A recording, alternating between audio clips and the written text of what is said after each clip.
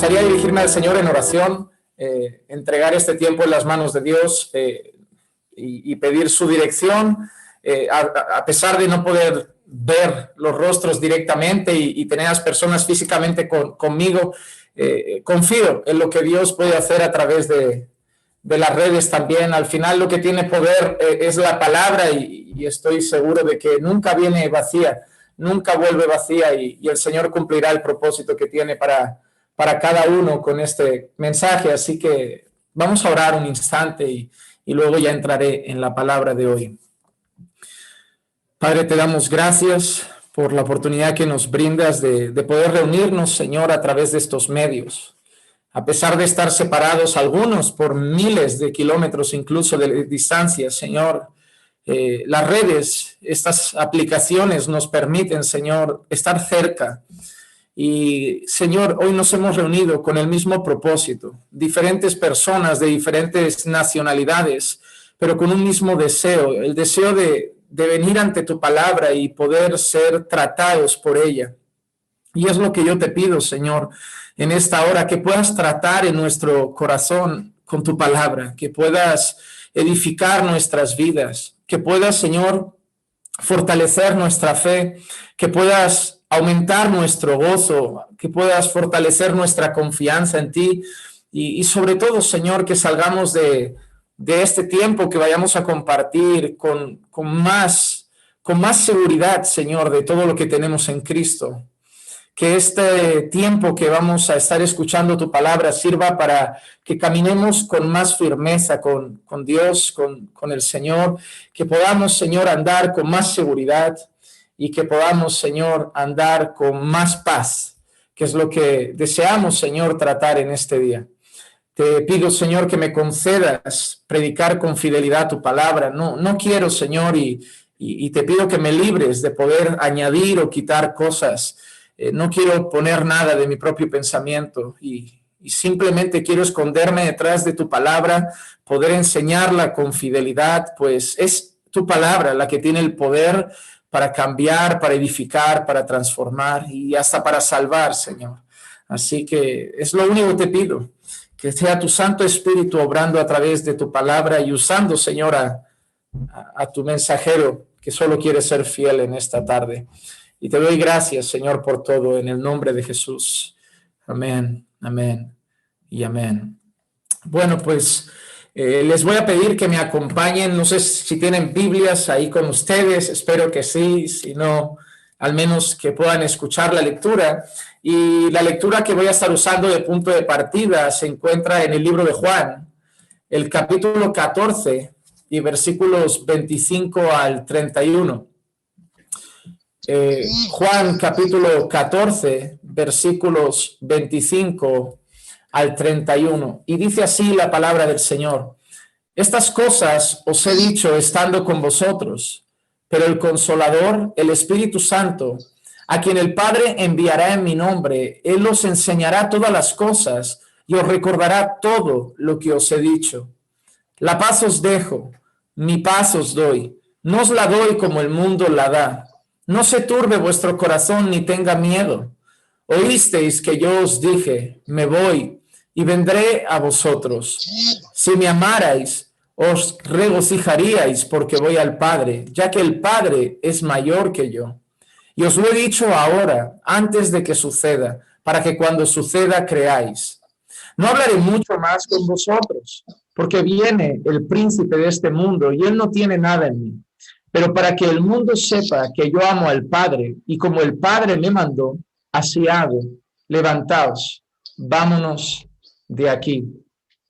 Antes de entrar en el tema en particular del versículo, los dos versículos que vamos a estar tratando más profundamente, me gustaría tratar un poquito el tema del contexto. Debemos entender dónde se encuentra Jesús con sus discípulos a la hora de decir estas cosas, para comprender todavía más la intención de Jesús en sus palabras. Jesús no está actuando simplemente como un terapeuta que les está regalando un mensaje de paz a los discípulos en cualquier momento de su caminar en esta tierra. Es un momento muy concreto del ministerio de Jesús, es un momento muy concreto del tiempo que Jesús está compartiendo con sus discípulos. Y es necesario entender un poco el contexto para todavía ver que cobra más sentido y más importancia lo que Jesús está enseñando. Si nosotros vamos un poquito más atrás, en Juan 14, del versículo 1 al 12, vemos unas palabras de Jesús de ánimo hacia sus discípulos, donde empieza diciéndoles: no se turbe vuestro corazón ni tenga miedo. Creéis en Dios, creed también en mí. El Señor Jesús le estaba enseñando a sus discípulos que su partida estaba próxima. Él se iba a marchar, pero tenía una gran promesa para con ellos, y era que un día Él iba a volver, los iba a volver a buscar para llevárselos con Él donde Él se encontraba. Luego de los versículos 15 al 26, Jesús hace una gran promesa. Sigue hablando de su partida, sigue hablando de su marcha, pero en ese momento exacto, Jesús en esos versículos habla de la promesa del Espíritu Santo. Él le dice a sus discípulos que les va a enviar otro consolador, no los va a dejar huérfanos, no los va a dejar solos, y les ha prometido el Espíritu Santo. Del versículo 27 al versículo 31 nos vemos a Jesús hablando con sus discípulos sobre la paz que les está ofreciendo. Así que a lo largo del capítulo 14 vemos estas cosas: el anuncio de su partida, pero también de su regreso, el anuncio de que no va a dejar huérfanos a sus discípulos, y seguidamente el texto donde Jesús les ofrece una paz que solo Él les puede dar. Si leemos los capítulos que siguen, por ejemplo, Juan 15, tenemos ese texto donde Jesús se presenta como la vid, a sus discípulos como los pámpanos, y les está animando a permanecer firmes en Él, pues solo en Él van a conseguir dar fruto. Si leemos Juan 16, sigue hablando de ese consolador que ha prometido y enseña la obra que el Espíritu Santo que sería enviado haría, especialmente con sus discípulos.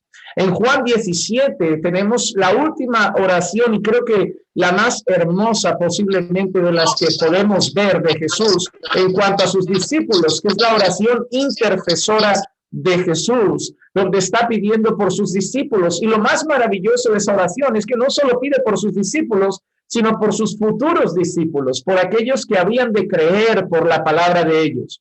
Y ya justo después, en Juan 18, aparece la traición de Judas y el arresto de Jesús. ¿Por qué doy esta breve contextualización? Porque es importante saber que Jesús está hablando con sus discípulos en sus momentos finales. No está al principio de su ministerio, no está a mitad de su ministerio.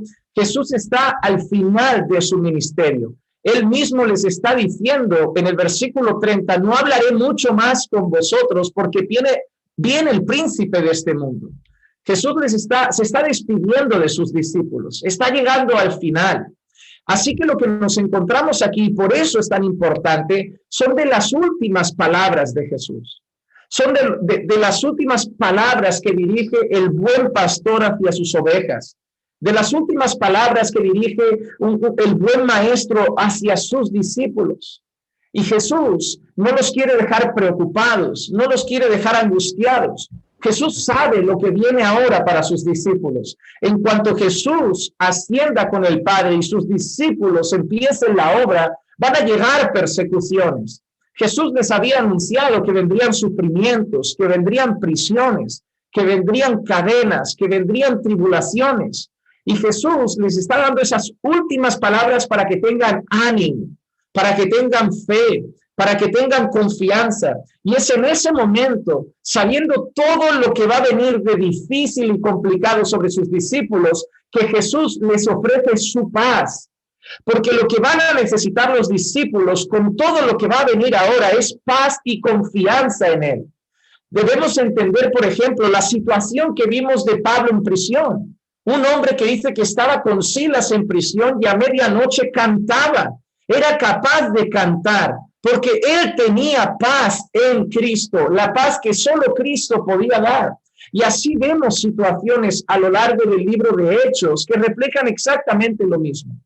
Así que nosotros nos encontramos con un pastor, con un maestro, con un guía, con el Señor lleno de amor, queriendo cuidar a sus discípulos en sus últimas palabras para que los corazones de los discípulos se sientan seguros, protegidos y confiados ante todo lo que está por venir.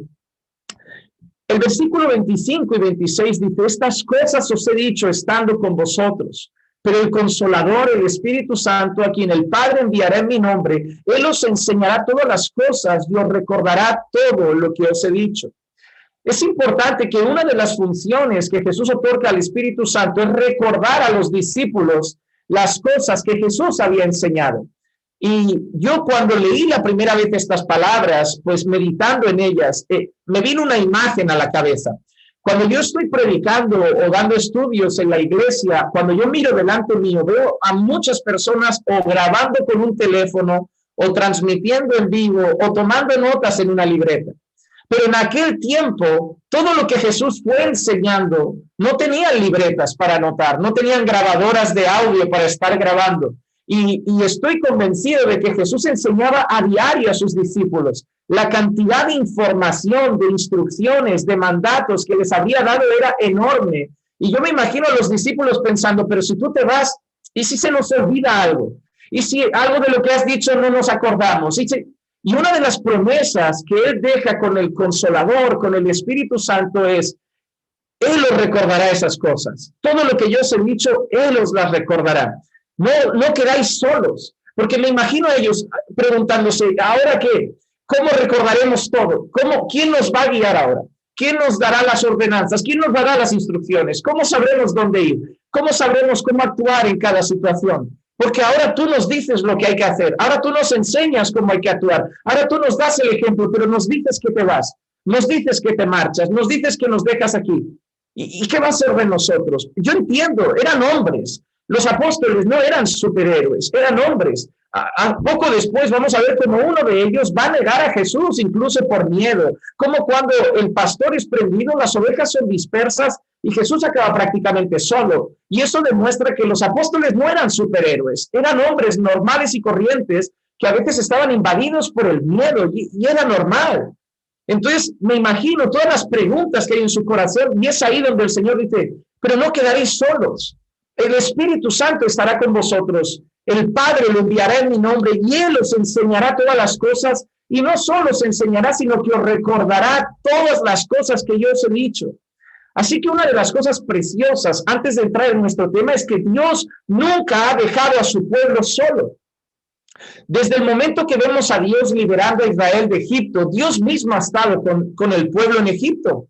Ya sea en una columna de fuego o en una nube, siempre acompañado a su pueblo.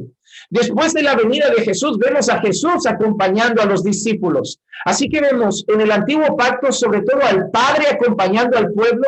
En el nuevo pacto encontramos al Hijo acompañando al pueblo. Y cuando el Hijo asciende en gloria, manda al Espíritu Santo para acompañar al pueblo hasta que vuelva el Hijo a buscar al pueblo y estemos eternamente con Dios en su totalidad. Así que hay una cosa preciosa. Nunca estamos solos. Dios nunca nos ha desamparado. De Génesis a Apocalipsis hay algo que vemos claro. Dios está con su pueblo. Y los discípulos no tenían que temer porque aunque Jesús se fuera, no iban a quedar huérfanos. Porque Dios nunca ha dejado a sus discípulos solos. Dios nunca ha dejado a su pueblo solo. Y Él había prometido el Consolador.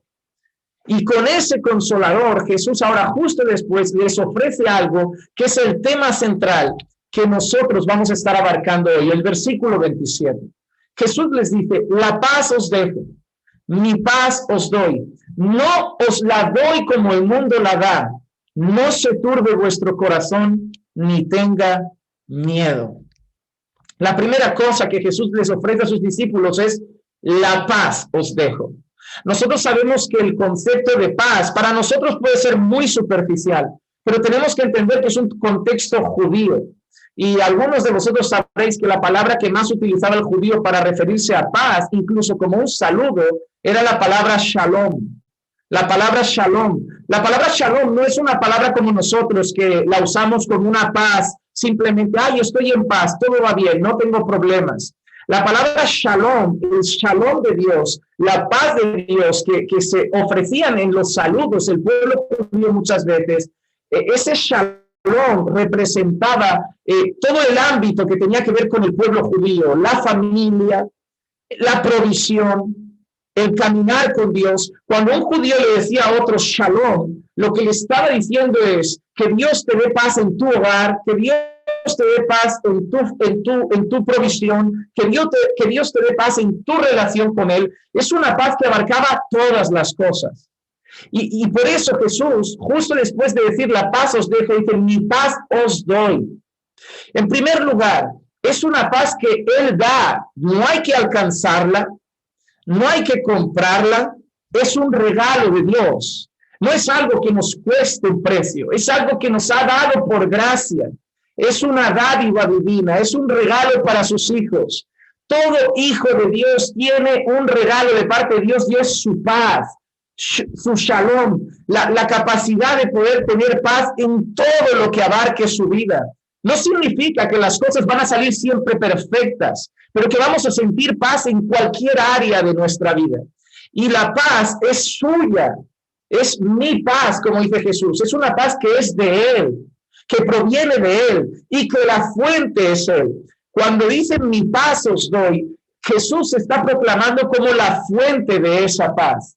Es una paz que solo podemos encontrar en Jesús. Es una paz que no podemos obtener en otros lugares. Es una paz exclusiva de Dios y Él nos la da. Así que la fuente de la paz es Dios, el dador de la paz es Dios y da un detalle.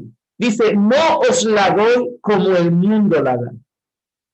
No solo Dios es el origen de la paz, no solo Dios es el dador de la paz, sino que hace un contraste entre la paz del mundo y la paz de Él. Dice, mi paz no es como la del mundo. Yo nos la doy como el mundo la da.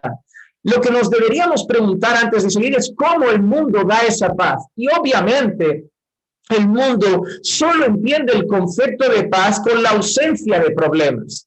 Por ejemplo, cuando nosotros tratamos temas de psicología y hablamos con gente que ha ido a terapia, lo que la psicología, en cualquier libro de psicología podemos entender, es que muchas veces se empuja a las personas a arreglar todo lo que les envuelve, a eliminar de su alrededor todo lo que les perjudica emocionalmente, porque si se deshacen de esas cosas que les perjudican emocionalmente, encontrarán paz interiormente. Entonces, muchas veces el mundo cree que arreglándolo de fuera, tendré paz dentro. Si tengo bien en el trabajo, tendré paz dentro. Si estoy bien en la familia, tendré paz dentro. Si estoy bien en las relaciones, tendré paz dentro. Esa es la paz que el mundo nos ofrece. Todo lo demás tiene que estar bien para que yo esté bien. La paz de Dios es distinta. Jesús sabe que sus discípulos van a pasar necesidad.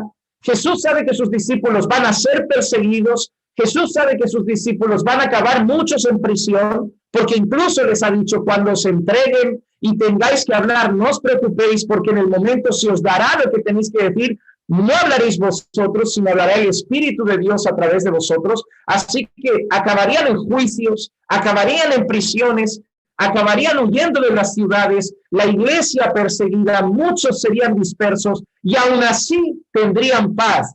Y ese es el gran contraste. El mundo encuentra paz cuando lo de alrededor se encuentra todo bajo control. El gran problema es que las cosas de alrededor nunca están todas bajo control. Cuando el matrimonio está bien, a veces hay problemas financieros. Cuando los problemas financieros se acaban, a veces puede llegar un problema de salud. Cuando el problema de salud se acaba, vuelve a llegar un problema financiero. Cuando el problema financiero se acaba, a lo mejor viene un problema con un hijo. Y empiezan a surgir cosas que la vida va a traernos. Pero la diferencia con el creyente es que su paz no depende de esas cosas. Su paz es más allá de esas cosas. Su paz no está fundamentada en lo externo, sino que es una paz interna que Jesús le ha dado y está anclada en Cristo. Entonces, ese es el gran contraste. Mi paz os dejo, mi paz os doy, no os la doy como el mundo la da.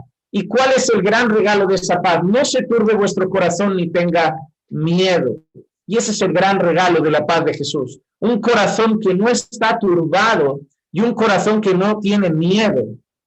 Mientras encontramos personas en una cama de hospital con un cáncer terminal desesperadas, en la otra cama podemos encontrar un creyente con el mismo cáncer terminal y uno lo ve gozoso y cantando y le preguntan, pero ¿cuál es el motivo de tu gozo? ¿Cuál es el motivo de tu paz?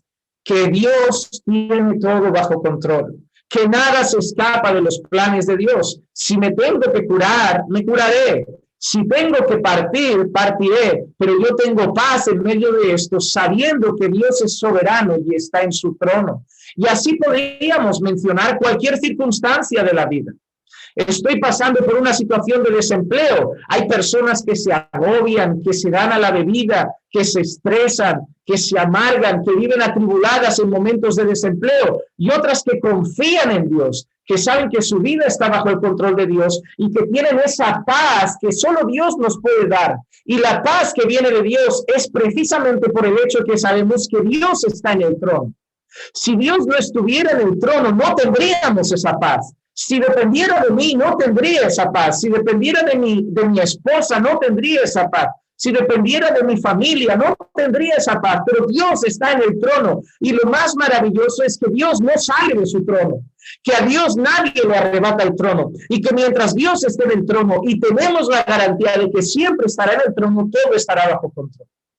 Así que la paz que nos da Jesús es una paz que trasciende lo exterior, que trasciende los problemas, que es distinta a la que nos da el mundo, que proviene de Jesús, que la fuente es Jesús, que el ancla de esa paz es Jesús, es el mismo Dios, y que es una paz que nos va a permitir tener seguridad en la soberanía y poder de Dios, aunque el mundo a nuestro alrededor se esté cayendo a pedazos. Y es por eso que en medio de toda esta pandemia, donde mucha gente estaba con miedo, asustada, agobiada, preocupada, irritada, ha habido un pueblo en medio de la pandemia que ha estado tranquilo y que hemos sabido una cosa: el coronavirus no ha escapado al control de Dios. En el momento que Dios quiera, esto termina. Y lo que llega a nuestra vida o a nuestras casas está en manos de Dios. Y por eso caminamos confiados y caminamos seguros. No somos temerarios, somos prudentes, guardamos las normas, pero con confianza. No tenemos miedo, no tenemos pavor, no estamos angustiados. En nuestra congregación, muchas personas a lo largo de este tiempo han dado positivo en el coronavirus y ninguna ha estado derramando lágrimas, ninguna ha estado llorando preocupada, han estado gozosos, han estado en paz y al final las cosas han ido pasando. Porque su confianza no estaba ni en los médicos, ni en la vacuna que estaba por salir, su confianza estaba en Dios. Y que si lo tenían que pasar era permiso de Dios, era propósito de Dios, y que lo que tuviera que pasar con ellos no escapaba de las manos de Dios. Así que es maravilloso saber que antes de partir, en medio de todo lo que van a enfrentar sus discípulos, el mayor regalo que les da Jesús es su paz. Y es algo que nosotros como creyentes seguimos teniendo, seguimos obteniendo y seguimos atesorando ese regalo. La paz de Jesús no solo era para los apóstoles, era para todos sus discípulos. Y la iglesia de Cristo sigue caminando bajo esa paz. En la iglesia llegan momentos buenos y malos, hay momentos de divisiones, hay momentos de zarandeos, hay momentos de crecimiento, hay momentos donde se mengua el número, hay momentos donde hay más tranquilidad, hay momentos donde se dan conflictos, pero en medio de todo tenemos paz, porque sabemos que Dios es soberano y sigue con todo bajo control. Pero, hablando de esa paz, yo quería desglosar un poco el tema en este sentido. La paz de Jesús trasciende mucho más que un sentimiento de tranquilidad. Jesús vino a traer paz en muchas áreas, no solamente a los corazones. Cuando muchas veces hablamos de la paz de Jesús, creemos que es algo que muchas veces está relacionado solo con nuestra tranquilidad, con nuestra seguridad, con nuestra confianza. Pero lo que yo quiero hacer en los próximos minutos es traeros a la memoria pasajes de la Escritura que nos enseñan que Jesús ha traído una paz que es mucho mayor que una paz para nosotros. Es una paz mucho más importante. Una paz que ha alcanzado varias áreas, tanto a nivel personal como a nivel espiritual. Así que en primer lugar, Jesús ha traído paz entre judíos y gentiles. Jesús ha traído paz entre judíos y gentiles. Efesios capítulo 2, versículos 13 al 15, el apóstol Pablo cita: pero ahora en Cristo Jesús, vosotros, y se dirige ahora a los gentiles, a los creyentes de Éfeso, dice: vosotros que en otro tiempo estabais lejos, habéis sido acercados por la sangre de Cristo, porque Él mismo es nuestra paz. Mira lo que dice: Él mismo es nuestra paz. Pero como veréis ahora en el contexto, no se refiere a una tranquilidad o seguridad interior. Mirad de qué está hablando. Quien de ambos pueblos hizo uno, derribando la pared intermedia de separación, aboliendo en su carne la enemistad, la ley de los mandamientos expresados en ordenanzas, para crear en sí mismo de los dos un nuevo hombre, estableciendo así ¿el qué? La paz. La paz. Cuando se refiere a de los dos pueblos hizo uno, nosotros sabemos a lo que se refiere Pablo, porque en el contexto en el que Pablo está hablando, en la mente de los lectores de esa carta de Pablo, sabemos que el pueblo estaba dividido en dos, en judíos y en gentiles. No sé si lo saben, pero para un judío, un gentil no era más que un perro. No, para un judío, un gentil no es nada bueno, nada agradable. Muchos judíos ni comerían en la mesa con los gentiles. Incluso tenemos una escena donde Jesús se dirige a una mujer y la llama perrilla, en el sentido de cómo voy a darle de comer esto de los hijos a los perrillos. Y si nosotros no entendemos el contexto, puede ser ofensivo. Pero en aquel entonces era una expresión que se utilizaba mucho para el pueblo gentil, pero no era despectivo. Jesús no quería ofenderlo, pero la realidad es que para el pueblo judío un gentil no era más que eso, alguien que no tenía derecho a comer de los manjares que los hijos de Dios, que en aquel entonces creían que era el pueblo judío en exclusividad, podía comer. Entonces, cuando nosotros vemos que Jesús empieza a alcanzar a gentiles y vemos a Pablo citando este texto, Jesús ha traído paz entre dos pueblos que por mucho tiempo eran enemigos. Empezaba a haber conversiones de judíos al cristianismo. Tenemos el caso de la madre de Timoteo, que era una judía creyente, como cita el libro de los Hechos. Judíos que se convertían al cristianismo. Y por otro lado, un gran alcance del pueblo gentil, principalmente por parte de Pablo, que él mismo se llama el apóstol de los gentiles.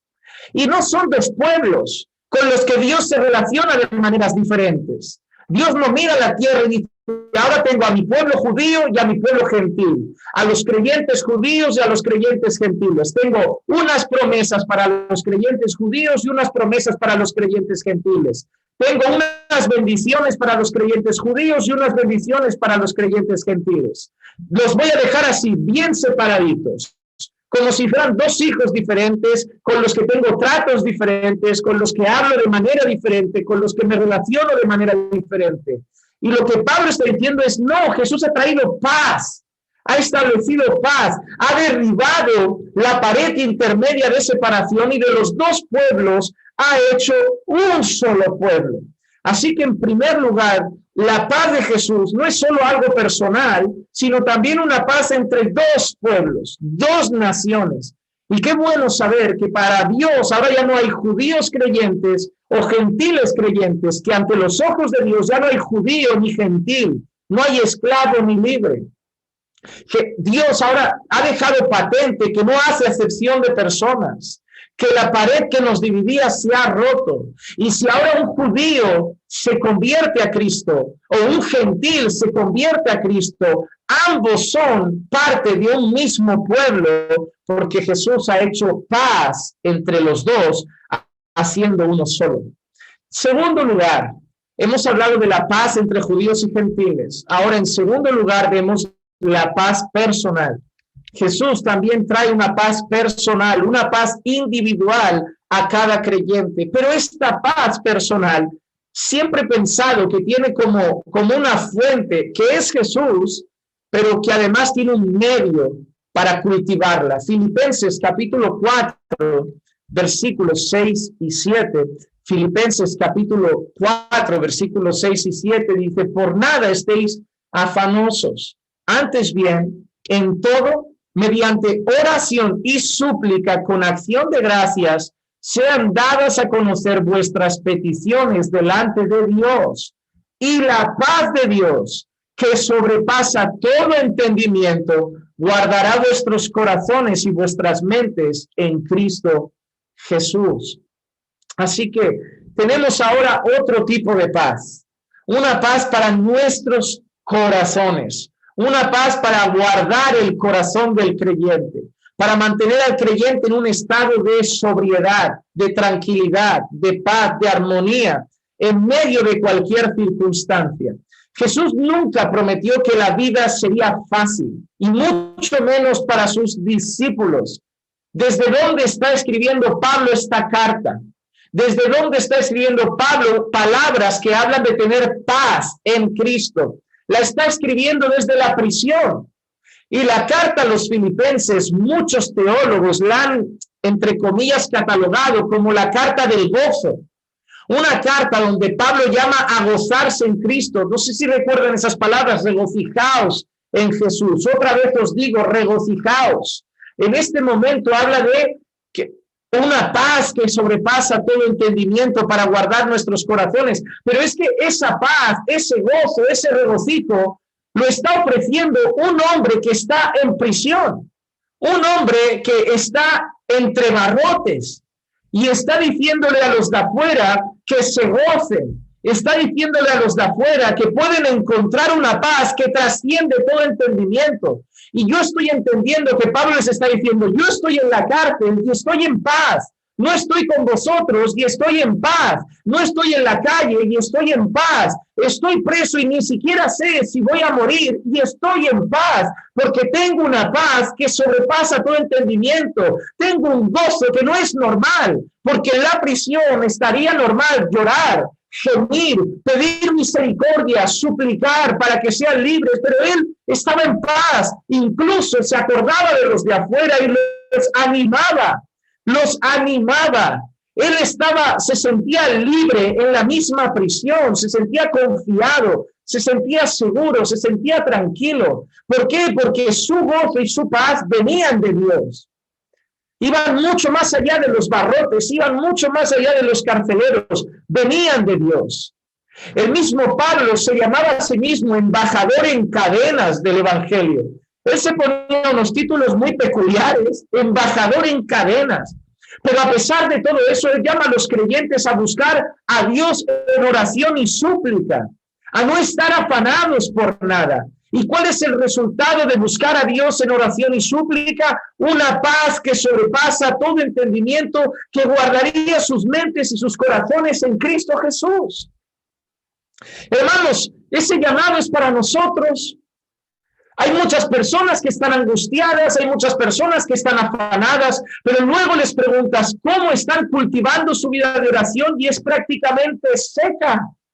Y Jesús ha dicho que tiene esa paz disponible, esa paz que sobrepasa todo entendimiento, pero Él ha establecido un medio para cultivar esa paz, para fortalecer esa paz, para alimentar esa paz. ¿Y cuál es el medio? Venir a Él en oración. Venir a Él en súplica. Es curioso cuando el apóstol Pablo dice que vayamos a Él mediante oración y súplica. Súplica. Lo que está diciendo Jesús es: no vayas a suplicar a tus amigos, no vayas a suplicar a tus padres, no vayas a suplicar al hombre, no vayas a suplicar al jefe. Ven a suplicarme a mí y yo te daré paz, y yo te daré seguridad, y yo te daré confianza. Porque lo que yo te voy a dar va a dejar fuera todo lo que está a tu alrededor. Si miras lo de fuera, no vas a conseguir paz. Si miras al hombre, es limitado, no vas a conseguir paz. Pero si vienes a mí en oración y súplica, yo te voy a conceder una paz que sobrepasa todo entendimiento y va a guardar tu corazón y tu mente en Cristo Jesús. Hermanos, las Escrituras dicen: sobre toda cosa guardada, guarda tu corazón, porque de él mana la vida, o porque de él brotan los manantiales de la vida, según dice la Biblia de las Américas. Pero lo importante es que ¿cómo guardamos ese corazón? Ese texto dice que es importante guardar el corazón sobre todas las cosas, y Filipenses nos ha dicho lo que guarda nuestro corazón. ¿Y cómo guardamos ese corazón que es tan importante? Viviendo en una constante comunión con Dios. Hermano, miren, yo soy el primero que ama la lectura, ama los buenos libros, ama el estudio de la buena teología, ama las buenas enseñanzas, pero les pido en el nombre del Señor, no cambien nada por tiempo a solas con Dios. No lo cambien. No se trata de una cosa o la otra. Voy a leer y no voy a orar, o voy a orar y no voy a leer. No, es palabra y oración. Necesitamos las Escrituras, pero necesitamos caminar con el Señor de las Escrituras. Necesitamos conocer las promesas de Dios, pero necesitamos andar con el Dios de las promesas. Necesitamos entender los mandamientos de Dios, pero necesitamos andar con el Dios que da los mandamientos. Necesitamos conocer la palabra para santificarnos y necesitamos andar con el Santo para que nos ayude en nuestra santificación. Necesitamos comunión con Dios. Todos los hombres que han marcado la historia de la iglesia, hombres que podíamos citar con biografías espléndidas que han sido tremendamente usados por Dios, misioneros como William Carey en las Indias, hombres como John Bunyan, el escritor del Progreso del Peregrino, que también sufrió prisiones, predicadores como Charles Spurgeon, que impactaron el Reino Unido, o Jonathan Edwards, que fue un protagonista del gran avivamiento de su época.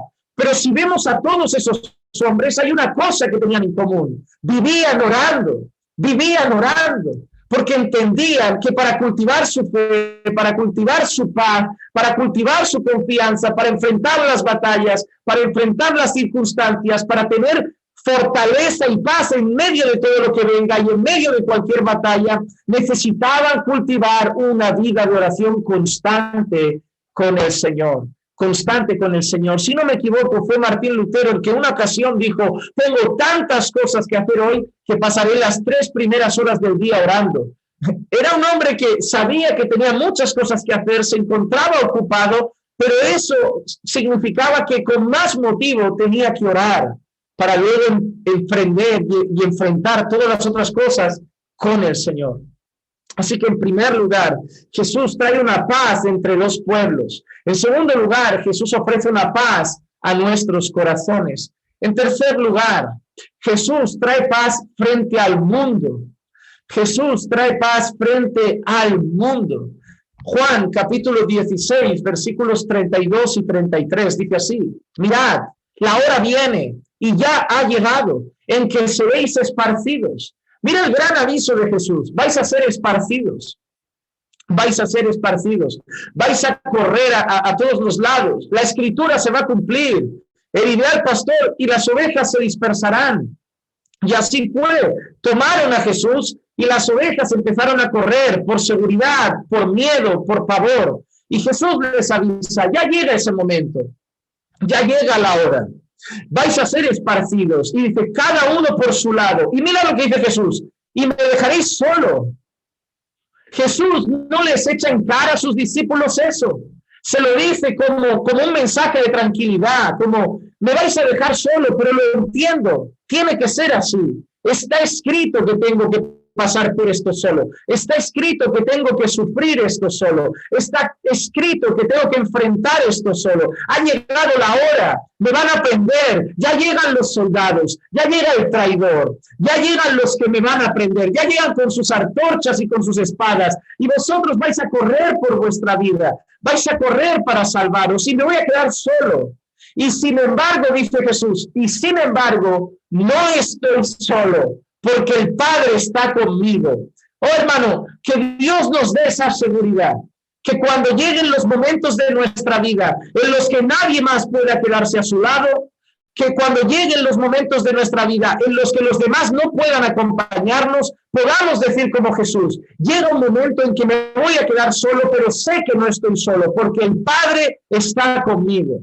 Hay momentos, hermanos, en que la familia no va a poder estar, la iglesia no va a poder estar, los pastores no van a poder estar, los amigos no van a poder estar, pero tenemos la misma confianza que Jesús en ese momento. Me vais a dejar, os vais a dispersar y voy a quedarme solo, pero no estoy solo. El Padre está conmigo. Y justo después de esa confianza plena de Jesús, de decir, voy a estar aquí sin vuestra compañía, sin mis discípulos, pero con la compañía del Padre, que supongo que recordarán que el Padre solo desampara al Hijo en el momento que nuestros pecados caen sobre sus hombros en la cruz, que es cuando Jesús clama, Elí, Elí, lama sabactani, Padre, ¿por qué me has desamparado? Pero hasta entonces seguía siendo el Hijo puro, el Hijo santo, el Cordero sin mancha, el Cordero inmaculado, perfecto, que había caminado en justicia, que era uno con el Padre, porque todavía no había cargado hasta ese momento con nuestros pecados. Y en el versículo siguiente Jesús les da otra palabra de confianza. Estas cosas os he hablado para que en mí tengáis paz. Mira lo que les dice. Llega la hora.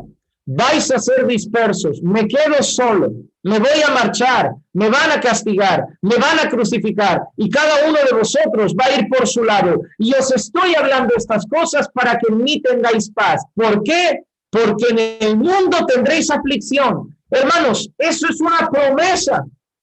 Eso es una promesa. Tenemos la mala costumbre de entender que promesa son las cosas buenas.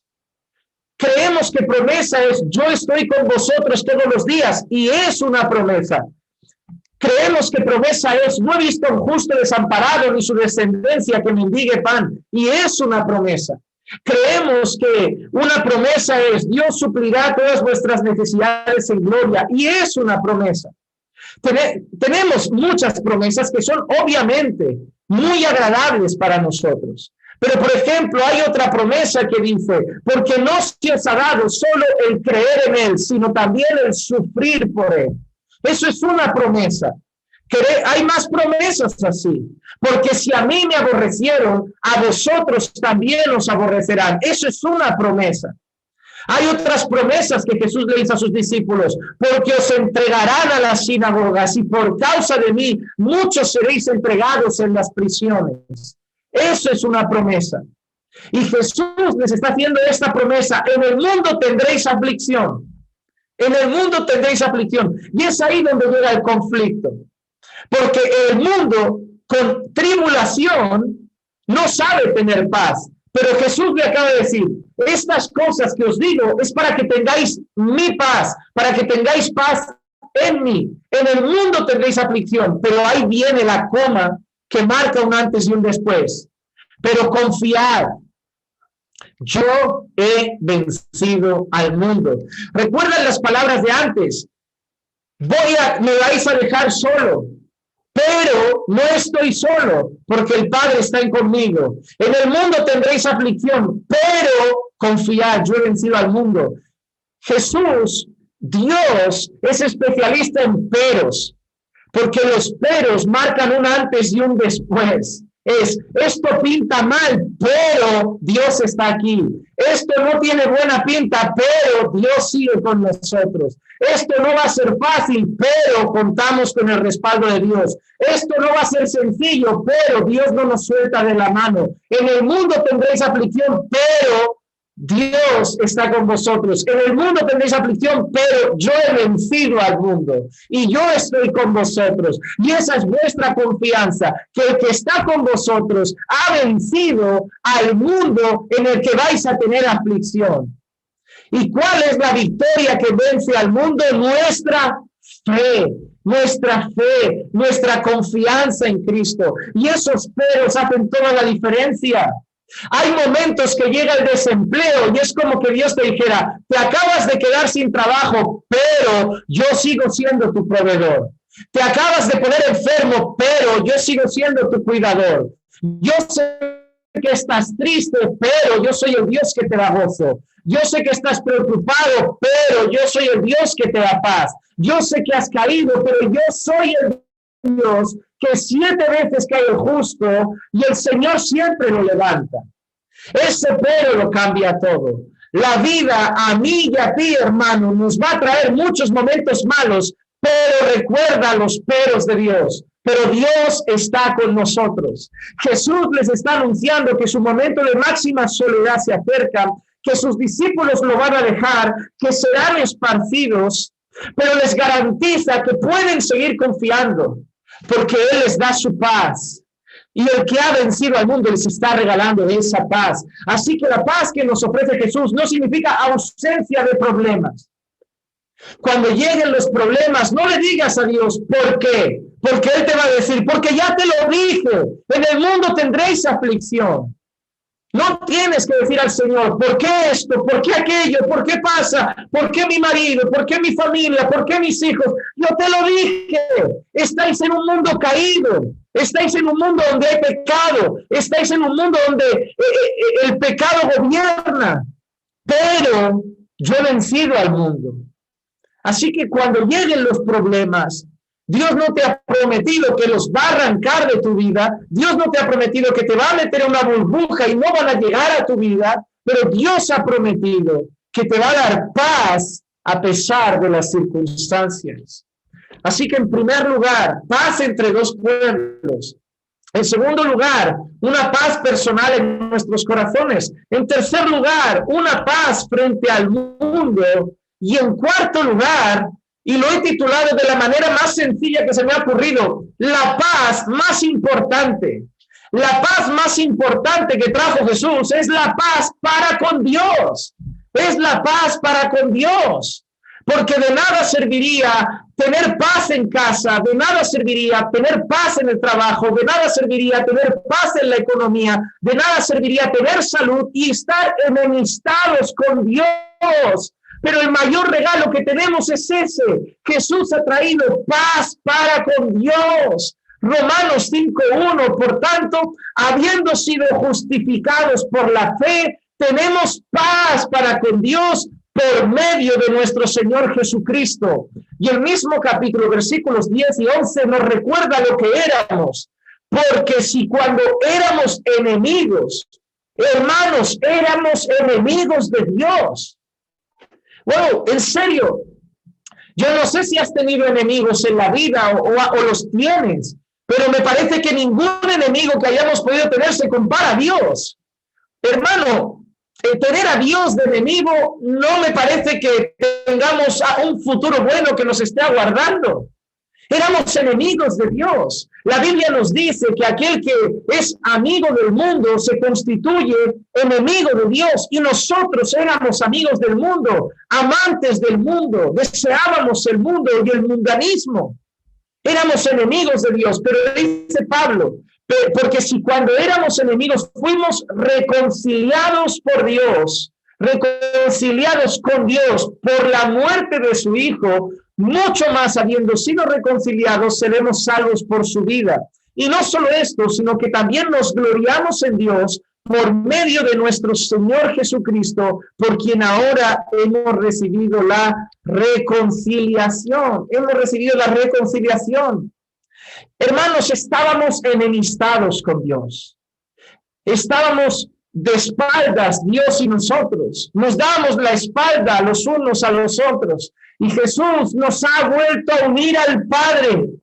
Lo que Adán rompió, lo que Adán y Eva rompieron en Génesis, Jesús lo ha vuelto a restaurar. Lo que no pudo restaurar Moisés, lo que no pudo restaurar la ley, lo que no pudo restaurar Abraham, lo que no pudo restaurar Isaac, lo que no pudo restaurar Jacob, lo que no pudo restaurar el rey David, lo que no pudo restaurar Sansón, lo que no pudo restaurar nadie más que Cristo, pero Cristo lo ha hecho, ha restaurado nuestra relación con Dios. Y cuando tú has arreglado tu relación con Dios, todo lo demás es secundario. El mundo se puede caer en pedazos, pero yo soy amigo de Dios. El mundo se puede caer en pedazos, pero yo tengo seguridad eterna. El mundo se puede caer en pedazos porque yo tengo la promesa de Romanos que también dice: ninguna condenación hay para los que están en Cristo Jesús. Ahora estoy en Cristo, he sido reconciliado con Dios. Si la muerte llega, me manda con el Señor, no tengo problema, no temo a la muerte. Para mí el vivir es Cristo y el morir es ganancia. ¿Por qué? Porque voy directo a la presencia del Altísimo. Voy directo a la presencia de Dios. Tendré la misma suerte que tuvo aquel malhechor en la cruz al que el Señor le dijo, de cierto te digo, que hoy estarás conmigo en el paraíso. Por eso no tememos el coronavirus, por eso no tememos el cáncer, por eso no tememos que nos dé un infarto, porque sabemos que para nosotros la muerte no es el final, porque el que está en Cristo no morirá, porque ha pasado de muerte a vida. Y todo eso es debido a que hemos sido reconciliados con Dios. Por eso, hermanos, es necesario que cuando vamos a ofrecer a Jesús a los incrédulos, cuando vamos a ofrecer a Jesús a los impíos, hay personas que cometen un error. Hay personas que ven a alguien atribulado y le dicen, ven a Jesús que te dará paz. Ven a Jesús que te calmará. Pero lo que tenemos que ofrecer primero es la reconciliación con Dios. Porque si no somos reconciliados con Dios, no somos parte de esos dos pueblos que han sido unidos. Si no somos reconciliados con Dios, no obtendremos la paz de nuestro corazón que conseguiremos en oración y súplica. Si no somos reconciliados con Dios, no tendremos paz ante las tribulaciones del mundo. Así que todas las paz que Jesús trae y que hemos mencionado tienen como base y fundamento la paz con Dios. Esta es la importante, esta es la necesaria y esta es la fundamental que va a traer todas las demás. Las otras no llegan si no estamos primeramente en paz con Dios. Hay algo más necesario que la paz personal en medio de los problemas. Hay algo más importante que una paz frente a la adversidad de este mundo. Es más, si conseguimos tener paz en todo eso, pero no tenemos paz con Dios, nuestro destino será el lugar de tormento. Al final nuestra eternidad será de castigo. Sin embargo, la mayor, la más gloriosa obra de Cristo es la reconciliación con Dios. Y es esa paz la única que podemos obtener en Jesús. Y por eso quiero concluir el mensaje con una exaltación de Cristo y un título que el profeta mesiánico por excelencia, el profeta Isaías, le otorga a Cristo en Isaías capítulo 9 y el versículo 6.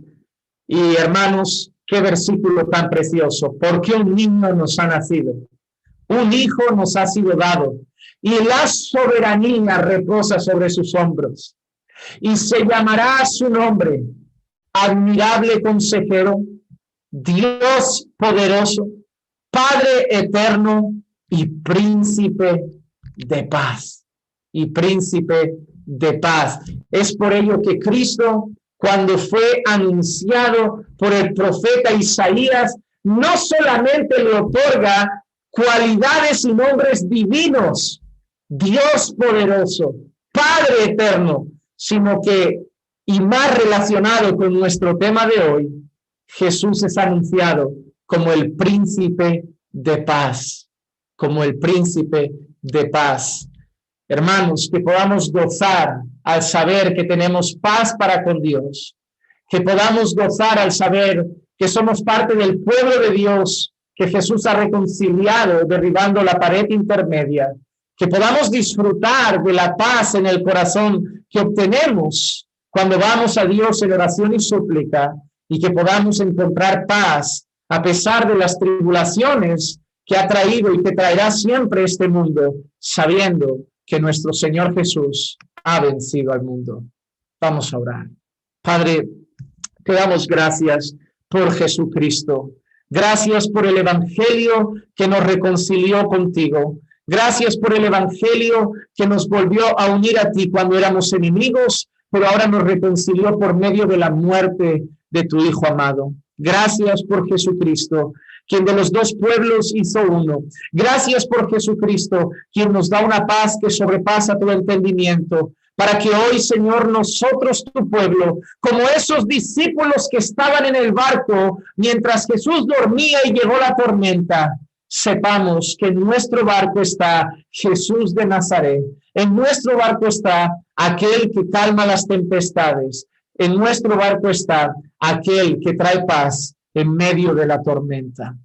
Bendice, Señor, tu palabra y que pueda fortalecer la fe de mis hermanos. Es lo que yo te pido hoy, en el nombre de Jesús. Amén, amén y amén.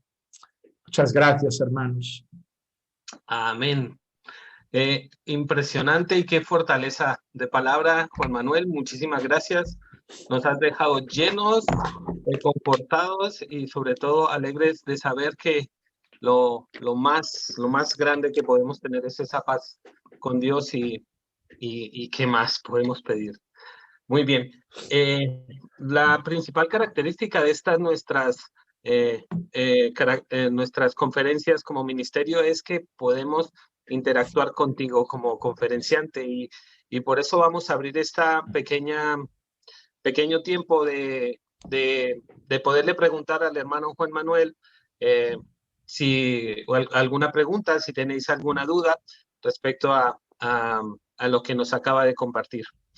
Y vamos a empezar este tiempo con un chiquito que me escribió hace unos días. Él es Fabián, él es de Chile, tiene 15 años y es para mí, ¿verdad?, una alegría y un gozo el saber que este ministerio de Juan Manuel ha impactado vidas de jóvenes. Y como él mismo nos decía, entre más jóvenes empecemos con el Señor, pues mejor.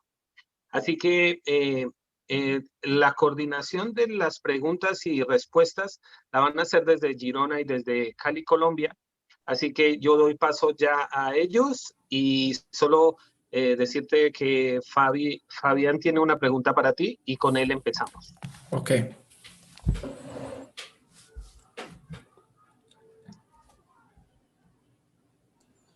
Amén. ¿Se me escucha, hermanos?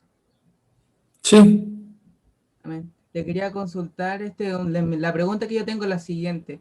¿Cómo podemos tener esa paz que habló Jesús cuando sentimos que Dios está lejos, lo sentimos lejos de nosotros? Usted dijo que la paz la podemos conseguir en la oración, clamando a Dios, pero ¿cómo podemos tener esa paz cuando sentimos a Dios lejos?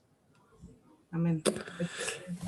Fabián, gracias por tu pregunta, porque es una pregunta que yo me hice mucho en el pasado, cuando yo creía que tenía que medir mi fe y mi relación con Dios por cómo me sentía.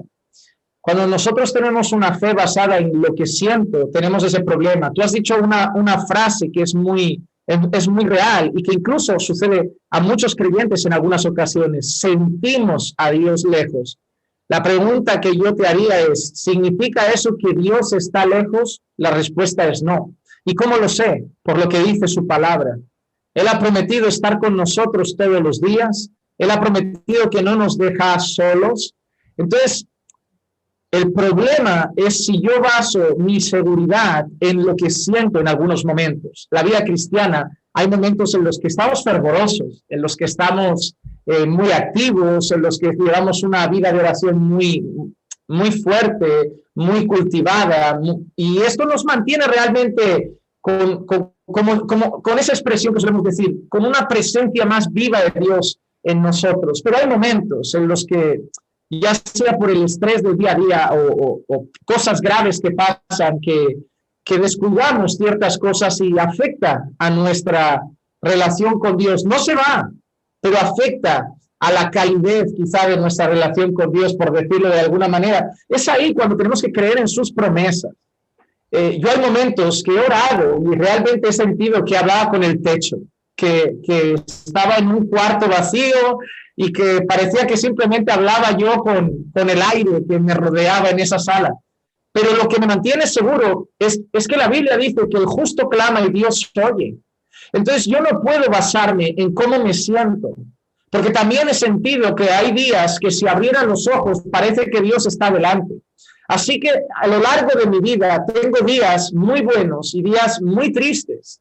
Tengo días con mucho gozo y días que enfrento luchas, pero yo no puedo basarme en cómo siento a Dios hacia mi persona, sino en lo que yo sé de Dios que ha revelado en su palabra.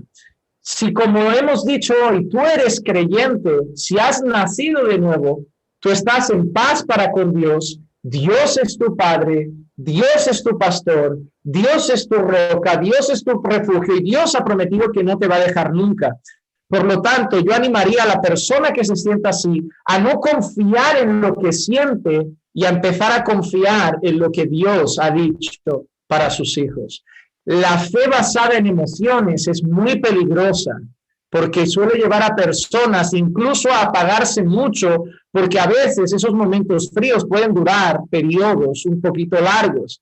Entonces, yo les animo a no basar sus emociones, su fe en lo que sienten. Eso creo que en parte viene del problema de muchas iglesias que enfatizan mucho en el culto cosas como siente la presencia de Dios, se siente, y entonces ¿qué pasa? Que si algún hermano no está sintiendo nada, empieza a cuestionarse, pues algo hay mal en mí porque yo no estoy sintiendo ninguna cosa.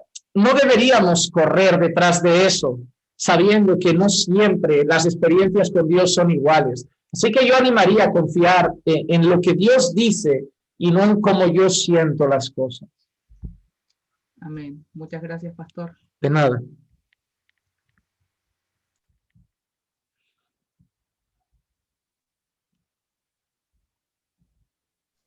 Como en nuestras conferencias pasadas, si queréis hacer una pregunta, solo hace falta levantar por Zoom la mano y uno de nosotros vamos a daros el micro.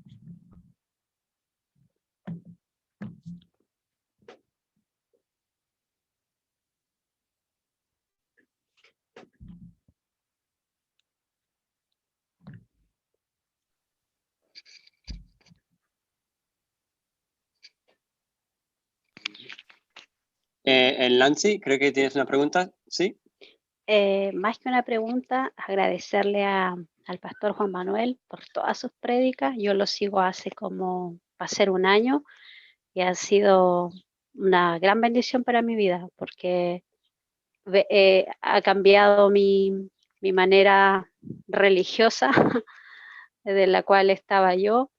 Y ha sido para mí una gran bendición, así que quiero bendecirlo y darle gracias por todas sus enseñanzas de verdad, de corazón, y que Dios lo siga bendiciendo y usando grandemente para lo que Dios lo ha llamado, que es predicar la palabra y con verdad, y me gusta cómo Él lo hace. Solo eso, agradecer y bendecirlo. Muchas gracias, hermana. Siempre agradecemos los ánimos que nos dan a seguir. Nosotros también tenemos luchas y siempre nos llegan mensajes así como el suyo y nos fortalecen, así como sus oraciones. Así que gracias. Ya tenemos una pregunta de Mayerly. Buenas tardes para todos. ¿Me escuchan bien? ¿Sí? Bueno, inicialmente quiero darle gracias al... un saludo de Colombia. Tengo infinitamente agradecidos porque llevo unos años en el Evangelio y creo que en este último año, básicamente que he estado como en la pandemia, he seguido mucho más sus prédicas y se han abierto mis ojos en cuanto a muchas cosas. Quiero darle las gracias muchos errores. Y bueno, le doy gracias a Dios por su vida, Pastor Juan Manuel. El Señor lo bendiga, bendiga a su esposa, bendiga su ministerio y les guarde siempre. Mi pregunta, Pastor, es ¿qué hacer cuando se cae en un pecado, verdad? Siendo conscientes, obviamente, que estamos pecando y se pierde esa paz, se pierde... se siente pasando por dificultades debido a ese pecado en el cual caemos, perdemos esa paz. Es decir, se siente que ya no hay la paz porque hemos fallado y que eso que estamos viviendo es producto, consecuencia de lo que hemos hecho. A pesar de pronto de orar y de tener esa relación, en lo personal lo he sentido como sé que Dios está ahí, pero siento que al momento de enfrentar esas cosas me culpo porque fue mi culpa y no sé cómo de pronto desde su conocimiento, cómo lo puede, sé que algunos de nosotros quienes están acá en los momentos en que le fallamos al Señor nos sentimos terriblemente mal y pues sabemos que cosechamos de eso que sembramos, ¿no? Pero no sé si es acorde la pregunta, no sé si no, pero bueno, pastor. Muchas gracias. No, yo creo que... Tema, muchísimas gracias y bendiciones para todos. Creo que la pregunta, hay una cosa que cambiaría, no es algunos de nosotros, todos nosotros nos sentimos igual cuando fallamos al Señor. El problema con el pecado es que hay un texto de la Escritura que dice, no entristezcáis al Espíritu Santo de Dios. Cuando nosotros pecamos, entristecemos al Espíritu Santo de Dios y nos sentimos realmente mal con nosotros mismos, porque sabemos que hemos literalmente dicho a Dios que nos amamos más que a Él. Y eso duele, porque en el fondo lo amamos, pero cuando pecamos con nuestras acciones le estamos diciendo a Dios que nosotros y nuestros deseos prevalecen sobre su voluntad. Y el creyente cuando peca, a diferencia del impío, el creyente realmente sufre. Me gusta ver que todos somos, cuando fallamos a Dios, como ese Pedro que llora amargamente cuando niega al Señor Jesús. Y la relación con Dios se ve afectada, sí se ve.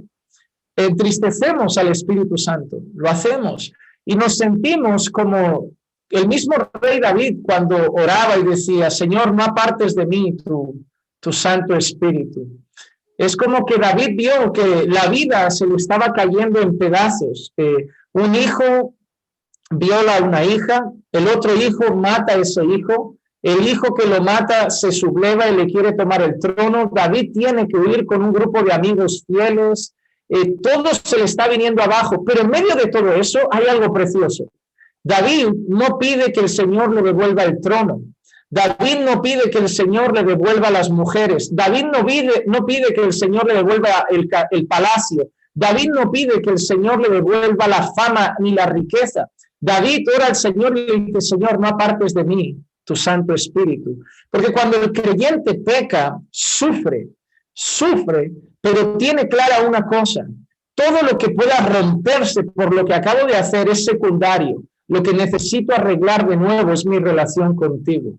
Cuando un creyente peca, yo le diría, en primer lugar, si te has arrepentido de corazón, si has confesado tu pecado, hay un texto de la Escritura que es claro y dice, quien confiesa su pecado y lo abandona, haya misericordia. Entonces, vuelvo a lo de antes, debemos confiar en las promesas de Dios. He sido perdonado. La Biblia dice que si confesamos nuestros pecados, Él es fiel y justo para perdonarnos. Entonces, hay perdón de pecados. Hay perdón de pecados. La cuestión es que después de eso, las consecuencias pueden durar mucho tiempo.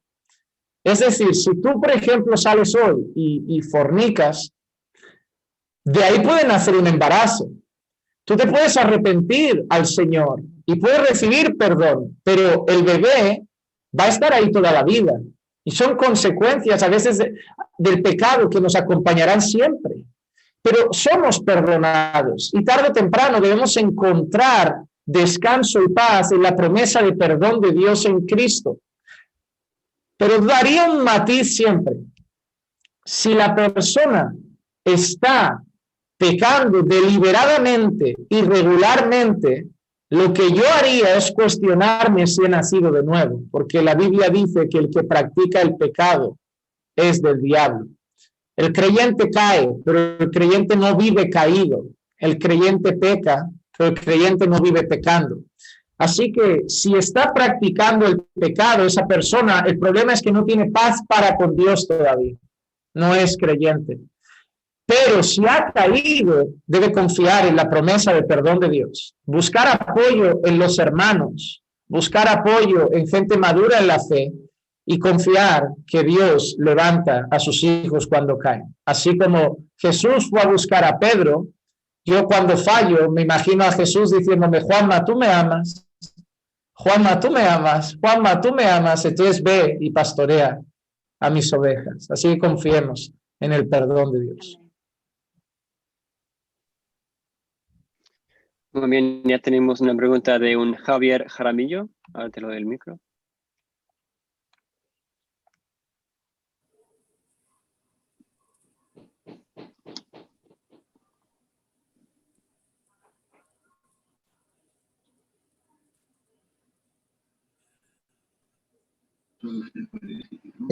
Buenas tardes, ¿me escuchan? Disculpe. Bueno, buenas tardes con todos, buenas tardes, pastores. Realmente es un placer estar. Bueno, tengo una pregunta con la que lucho siempre. Soy un joven de 17 años y soy cristiano, poner millas, casi desde muy pequeño. Pero estoy luchando mucho con ciertos pecados y ahora que usted respondió la pregunta anterior, habló de si debo cuestionarme si realmente he nacido de nuevo. Entonces ya, me cuestiono eso, me hago esa pregunta. ¿Cómo cultivaría este arrepentimiento? ¿O es posible que yo lo cultive? ¿Cómo haría? Porque la verdad es que me siento mal, pero no quiero llevar por la emoción, sino quiero irme de frente por un arrepentimiento sincero. No sé si es posible responder eso. Sabe, hay un problema con su pregunta. El hecho de evaluar la fe de una persona es muy complicado. Usted ha hecho un comentario que a mí me preocupa un poco, me hace al menos pensar. Ha dicho que usted es cristiano desde muy pequeño. ¿Qué es un cristiano? Desde mi perspectiva es alguien que ha nacido de nuevo. A veces creemos que porque nuestros padres nos llevan desde pequeños a la iglesia, ya somos cristianos desde pequeños. A veces creemos que porque vamos a la iglesia desde el grupo de preadolescentes de 10 años de la iglesia, ya somos cristianos. Miren, podemos tener relación con la iglesia desde la escuela infantil que nuestros padres nos llevaran y no ser cristianos. Y eso es todavía, creo que está más peligroso a veces, porque hay niños que son criados en el seno de la iglesia, en el seno de una familia cristiana, con valores cristianos y valorando su comportamiento, que muchas veces es ejemplar porque los padres los han educado en el Señor, se les cataloga como cristianos porque son buenos chicos. Yo me he encontrado muchos casos ya de estos, que eran buenos chicos, pero cuando llegan a la edad de este joven, 16, 17, 18, empiezan a caer en los pecados que muchos jóvenes de su edad caen, pero que un creyente no practica. La mayoría de chicos de 17, 18, 16 me acaban confesando pecados que tienen que ver con pornografía, masturbación, inmoralidad sexual, casi siempre esos.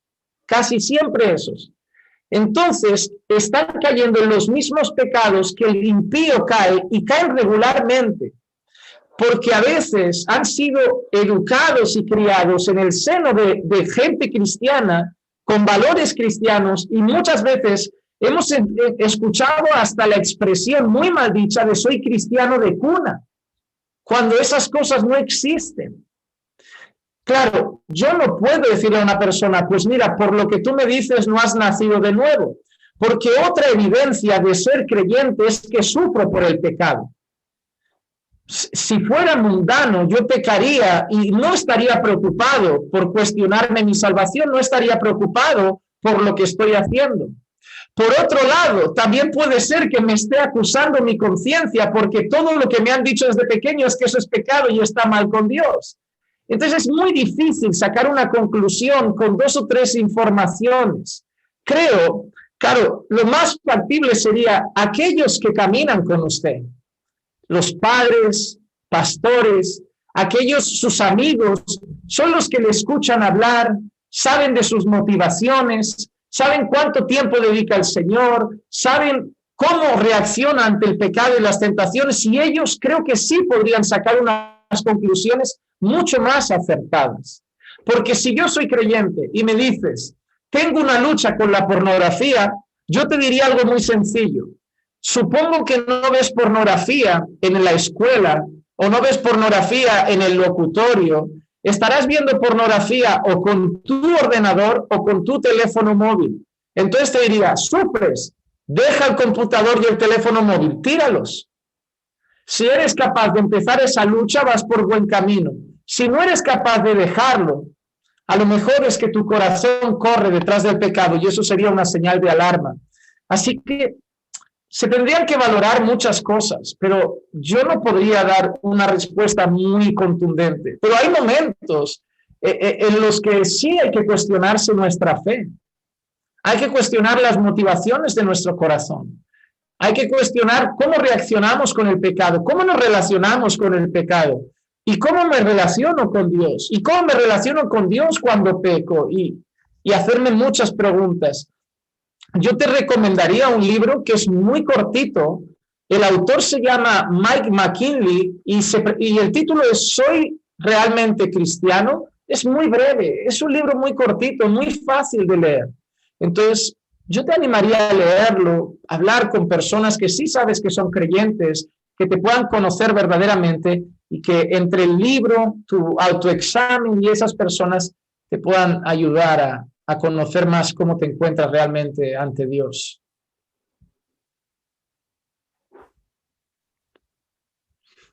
Muchas gracias, pastor. Voy a hacer lo que me dice. Muy bien, vamos a ir a Josefina, que tiene una pregunta.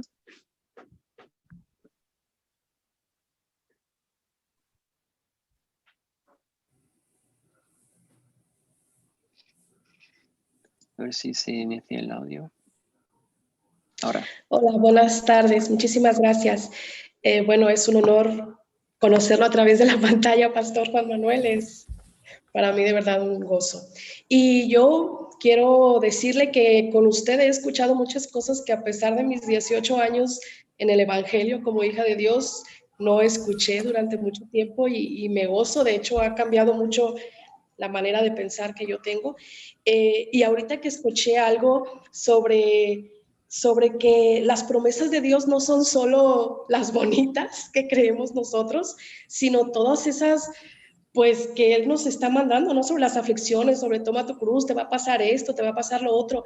Y puedo ver la omnisciencia de Dios, el poder y el amor que nos tiene, que nos avisa esas cosas. Y me gocé mucho escuchando eso.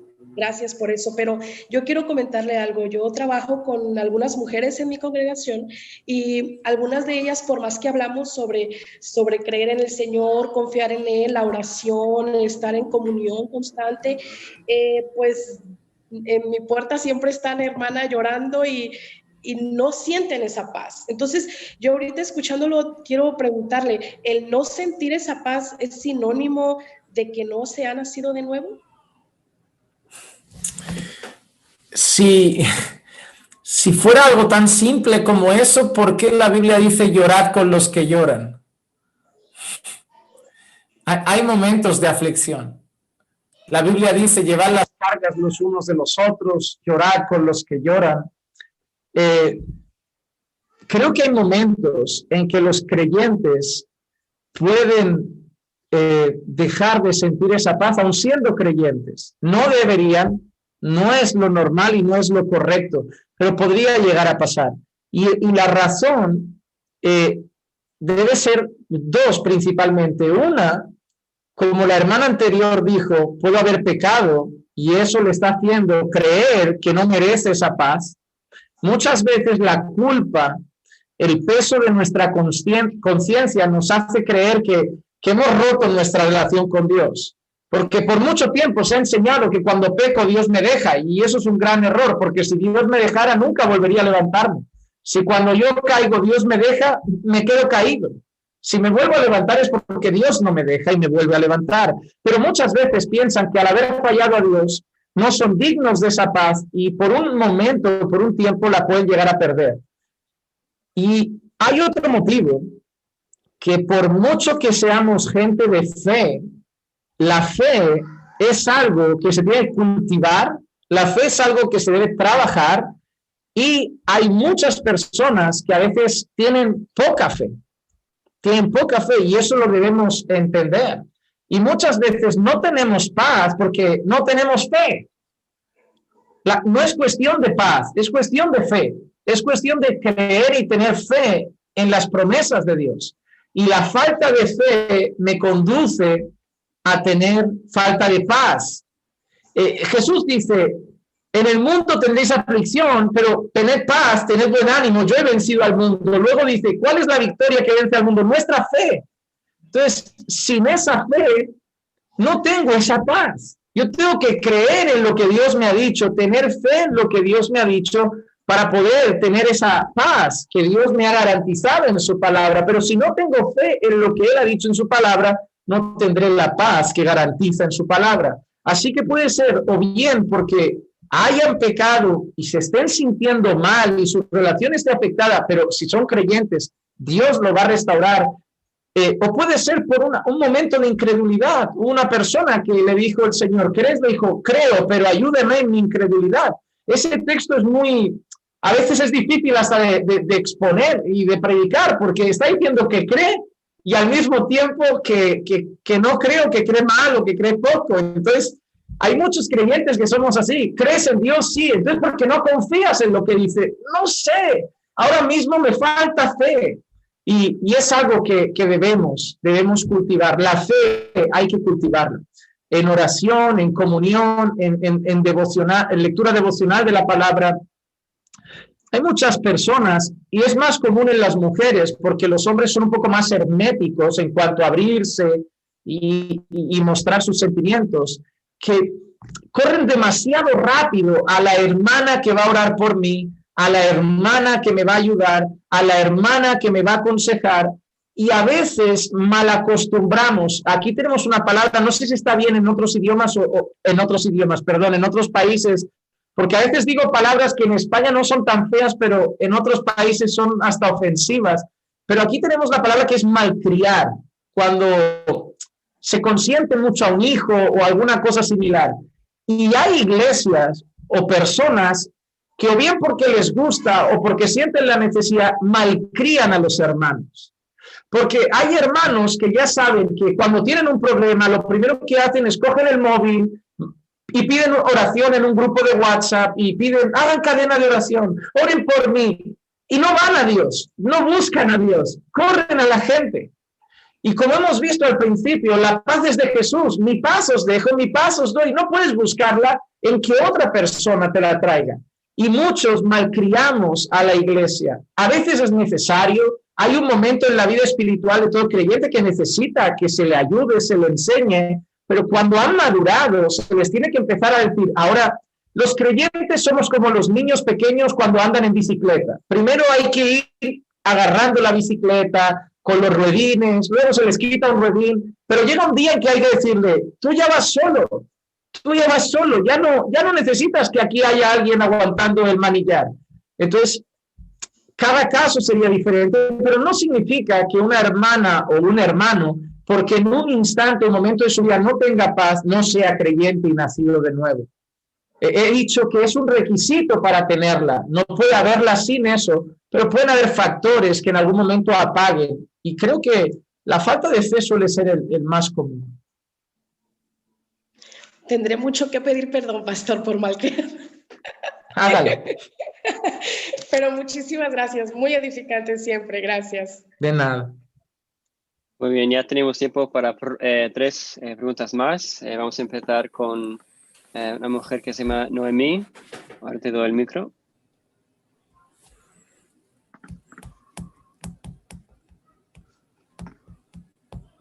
Ahora. Buenas tardes. Una consulta con respecto a la paz y la enfermedad de la depresión. ¿Cómo podemos aconsejar o ayudar a una hermana en Cristo, por ejemplo, que no podemos cuestionar quizás que está en esa situación, porque se dice que es una enfermedad, como que está en pecado o algo así, pero cómo ayudamos en ese momento para fortalecer en la paz que ella necesita?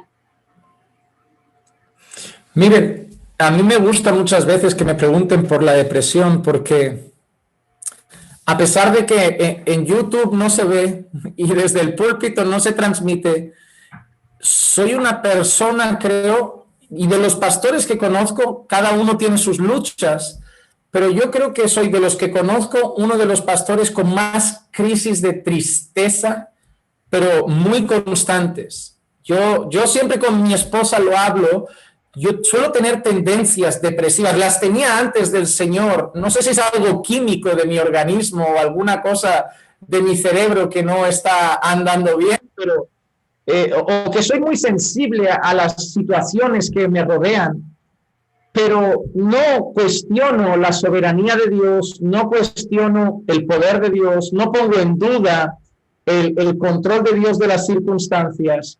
Y tampoco diré que vivo deprimido. No he llegado ni a medicarme ni a cosas similares, pero me vienen golpes de tristeza muy profunda. Yo creo que hay hombres en la Biblia que si fueran a un terapeuta, el terapeuta les diagnosticaría depresión. Por ejemplo, tenemos un hombre que dice que maldice el día de su nacimiento, que él prefería haber sido un aborto antes de haber nacido. Claro, tú le dices esto a un terapeuta y dice, no, este hombre está con depresión. Y ese hombre era creyente, era un hijo de Dios. Hay un salmo donde otro creyente dice que ha regado su almohada con lágrimas y está empapada, y su corazón le pesa y su alma está angustiada hasta lo sumo. Eso el terapeuta diría que es depresión. Así que en primer lugar, yo le diría a los creyentes que hoy dicen que la depresión nunca puede llegar a un cristiano, yo creo que sí. El problema es que llamamos depresión a una cosa que en la Biblia habla de tristeza, solo que la tristeza tiene muchos grados. Y hay momentos que la tristeza es muy dura, muy profunda, y se puede catalogar como una depresión, y hay creyentes que llegan. Imagínense que muere hoy mi esposa, mañana empiezo mi luto, y por la noche me llaman que a mi madre le atropelló un coche y empiezo mi luto también por las 2 y al día siguiente me llaman que a mi padre le dio un infarto. Hombre, mucha paz y gozo no voy a encontrar en este momento.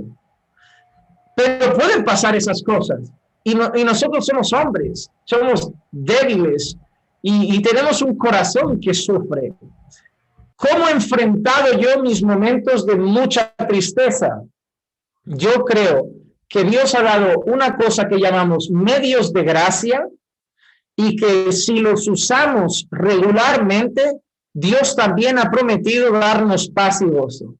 Y los medios de gracia para mí principales son oración, palabra, ayuno y comunión con la iglesia. Mucho tiempo orando al Señor.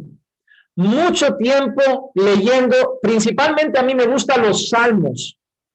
Mucho tiempo ayunando por mi estado y mi corazón. Y mucho tiempo conversando con hermanos para que me apoyen, me ayuden, me abracen, me fortalezcan. Todo eso, junto con algo que a mí me gusta hacer solo, porque si lo hago delante de gente es un estropicio, y es cantarle a Él. Cuando hago esas 5 cosas juntas, tarde o temprano a mí se me pasa. Y conozco a personas que les pasa exactamente lo mismo. Los creyentes que he conocido, que normalmente esa situación perdura, cuando les pregunto si están haciendo estas 5 cosas, la respuesta es no. Y yo les diría algo como esto. Si sales al invierno a 6 grados bajo cero en ropa de manga corta, te vas a enfriar. Si te pones delante de una chimenea con abrigo, te vas a calentar. Tú no puedes pretender estar caliente allí fuera bajo la nieve en manga corta. Hay creyentes que quieren salir de la tristeza y de la angustia sin hacer y usar las cosas que el Señor nos ha dado para enfrentar esas cosas. No podemos pretender eso. Muchas veces queremos el bienestar sin el precio, sin el sacrificio, sin los medios. Dios ha prometido gozo, Dios ha prometido paz, Dios ha prometido restaurar nuestro corazón, pero Dios ha dado medios. oración, ayuno, palabra, alabanza, comunión con la iglesia, se alejan de la iglesia, se aíslan solos, no tienen tiempo con el Señor, se empiezan a meter en la televisión, eso va cada vez peor. Pero el problema es que no va a mejorar porque tampoco están usando los medios que Dios ha dado para mejorar. Y no es un día, es constantemente, día tras día. Si de verdad les duele y les pesa, deben buscar con fervor al Señor. Y Dios ha prometido restaurarlos. Lo que yo les preguntaría sería tan sencillo como: ¿estás haciendo todo esto regularmente cada día? Seguramente si les dirán que no. Entonces dirán, pues ahí tienes el remedio. Pegarte a Dios y usar los medios de gracia.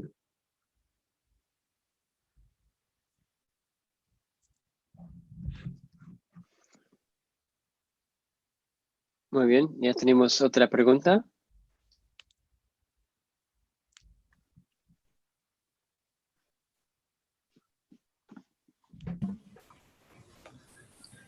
Vale.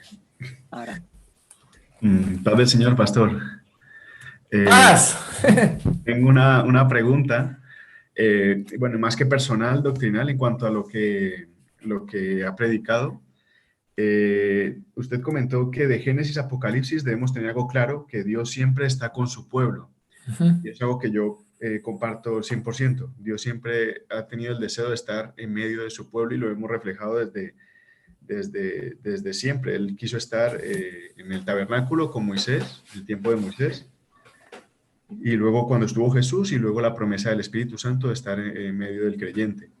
Mi pregunta es, los creyentes del Antiguo Testamento que estuvieron durante los 400 años de silencio, en el cual Dios no envió profeta ni nada de esto, yo hasta ahora tengo entendido de que el Espíritu Santo descendía, estaba en el creyente y luego se iba. No sé qué tan bíblico es esto, si es algo que a lo mejor por tradición me lo he aprendido, pero ¿qué apoyo bíblico tiene esto en cuanto al creyente en ese momento, en ese entonces?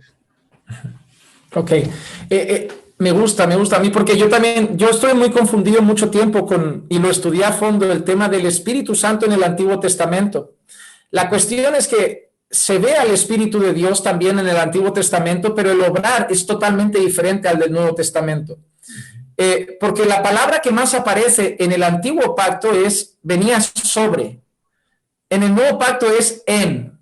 Esas dos palabras lo cambian todo. Es como que el Espíritu de Dios respaldaba en el Antiguo Pacto a reyes, a profetas, a sacerdotes. No estaba con todo el pueblo, estaba con algunos que Dios escogía y los respaldaba con su Espíritu para algunas obras determinadas. Un profeta, un rey.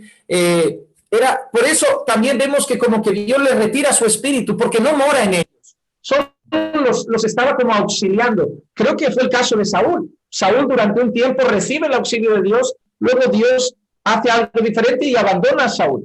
Entonces vemos como el Espíritu de Dios venía sobre algunos creyentes, pero Dios estaba con su pueblo en general. No moraba en su pueblo, pero estaba con su pueblo. A pesar de los 400 años de silencio que vemos desde quizá pues, el último escrito del Antiguo Pacto hasta que empieza Juan el Bautista otra vez a hablar de parte del Señor, no significa que Dios ha dejado huérfanos al pueblo, pero sí que Dios no ha interactuado, no ha habido revelación y no ha habido milagros.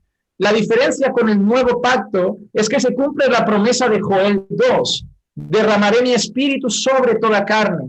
Y ahí entonces, en Efesios 1, nosotros vemos que Pablo cita que todo creyente, en el momento que cree el mensaje del Evangelio, es sellado, y la palabra sellado ya es algo que no se va, es algo que está en nosotros, por eso incluso luego nos llama morada del Espíritu Santo, es sellado con el Espíritu Santo de la promesa.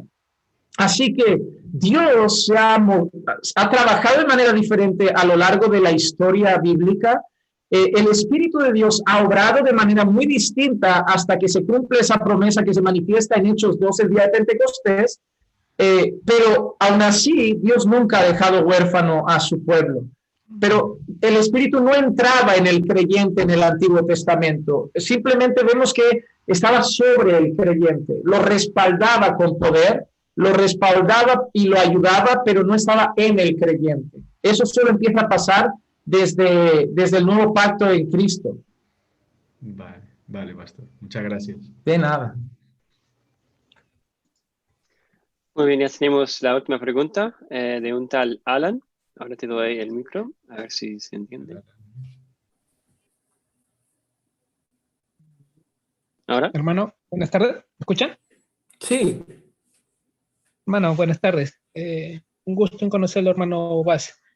Yo soy nuevo en esto, hermano. Yo recién me he convertido hace un par de meses. Como todos, he sido pecador, hermano, lo confieso. Pero a veces he dejado todo lo del mundo atrás. Todo lo que me ha seguido me ha estado perturbándome. Pero a veces, ahí llega a veces en mi pensamiento, hermano. Yo no sé si le oro, me calma en esos pensamientos de repente malos, ¿no? Pero hay días que vuelta de nuevo surgen, hermano.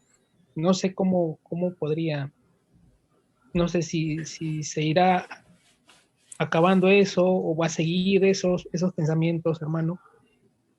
Esa era mi pregunta. Ok.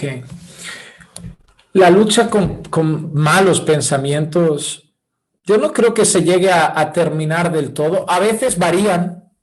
Hay veces durante un tiempo estamos asediados por algunas cosas, Dios nos da la victoria en eso. Tiempo después a lo mejor luchamos con otras cosas, pero eso son cosas que van llegando a la vida. A veces hay dardos del maligno, hay insidias, como dice Pablo, del diablo, y debemos luchar con la palabra. Hay un texto bíblico que nos dice incluso en lo que debemos pensar.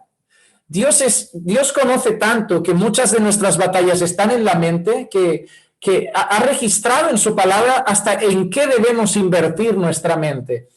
No recuerdo el texto exacto, pero sí que venía diciendo como todo lo que es bueno, todo lo que es puro, todo lo que es digno de alabanza y pasajes y palabras similares. Dice, en eso tenéis que pensar, en eso tenéis que pensar. Pero hay un factor que es determinante en su caso. Usted, por lo que dice, lleva meses y muy pocos con el Señor. Usted, si el Señor ha convertido su corazón, usted ha sido justificado, que significa que es declarado justo ante Dios por la justicia de Cristo que le ha sido imputada mediante la fe. Pero ahora empieza un proceso que es el que dura toda la vida, que se llama discipulado. El proceso de santificación en el que vamos conociendo al Señor, conociendo su palabra, creciendo en santidad, madurando en la fe. Es muy posible que cosas con las que lucha ahora, que son propias de un nuevo convertido, no luche el día de mañana. Yo recuerdo cuando recién conocí al Señor, cómo fueron menguando mi lucha con la pornografía, con la inmoralidad, con la mentira. Esas cosas no desaparecieron de la noche a la mañana, pero el Señor me fue dando herramientas para luchar contra ellas. Me enseñó sobre el pecado, me enseñó de la oración, me enseñó del ayuno, me dio una iglesia que me podía guiar y me fue dando las herramientas y al final ya no tengo quizá esas luchas.